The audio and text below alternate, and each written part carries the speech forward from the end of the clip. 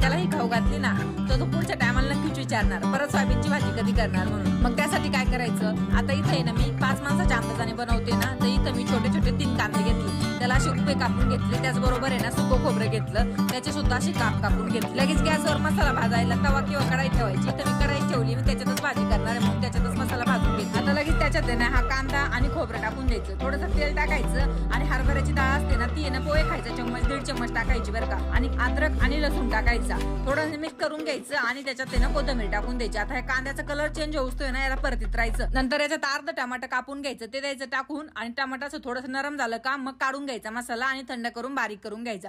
नंतर लगेच सोयाबीन बघायची, सोयाबीन सुद्धा चांगली भिजलेली असते, त्याचं असं पाणी पिळून घ्यायचं। लगेच कढईमध्ये त्याच तेल टाकायचं, इथं मसाल्यामध्ये घेतलं लाल मिरची पावडर, घरातला काळा मसाला आणि थोडीशी हळद। तेल गरम झालं का हे द्यायचं त्याच्यात टाकून, आता बारीक करून घेतलेला मसाला टाकायचा, चवीपुरतं मीठ टाकायचं आणि याला चांगलं आहे ना तेल सुटूस्तोय ना